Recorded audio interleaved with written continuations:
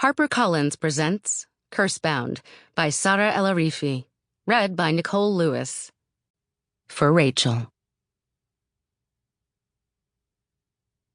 Lettle's Journal. Notes chronicling recent events.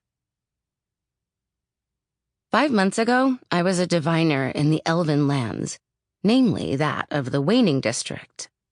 My sister Yeeran would want me to stress that, as she's ever proud of our heritage and has remained so even after she got exiled to the wasted marshes by her own lover, Chieftain Salawa.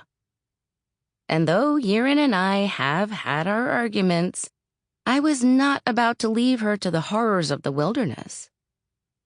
Intent on bringing her back home, I followed her path into the lands beyond the elven borders.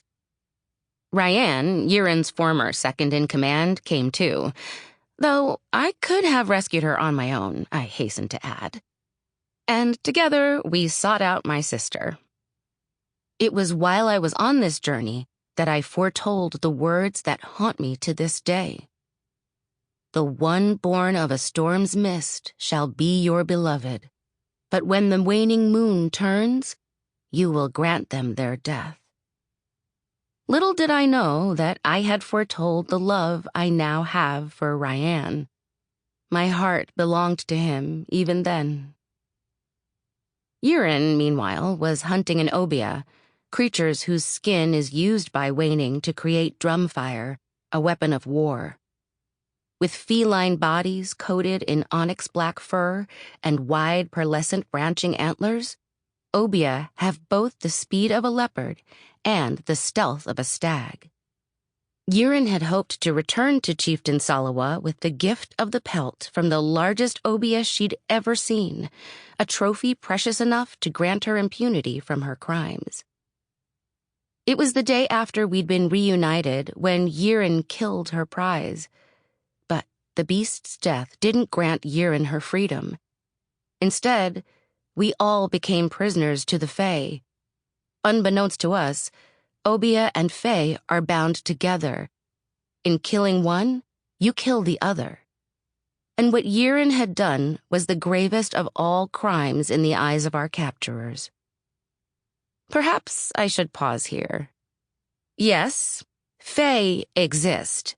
We had not known it, as there had been no reported sightings of them for 1,000 years.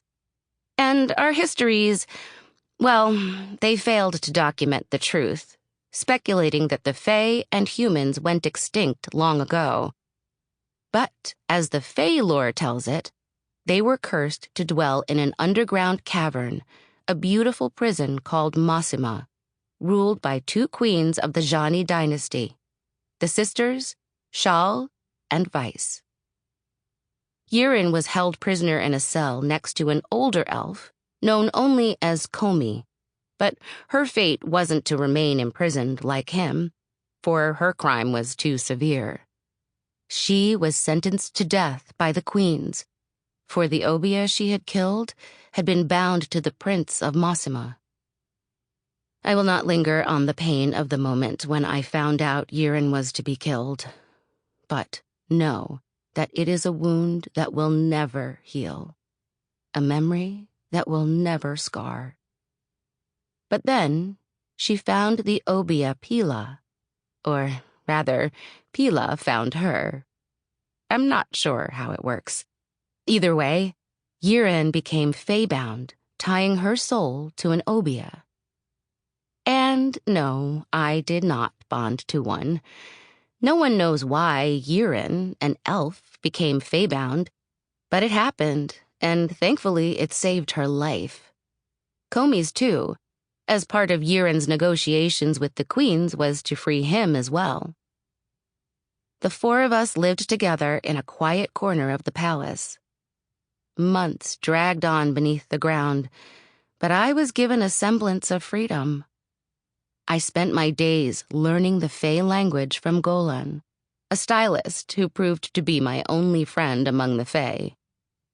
Equipped with this new knowledge, I tried to understand the curse that sealed the boundary between the Fae's realm and our own.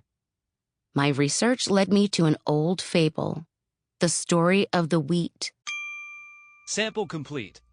Ready to continue?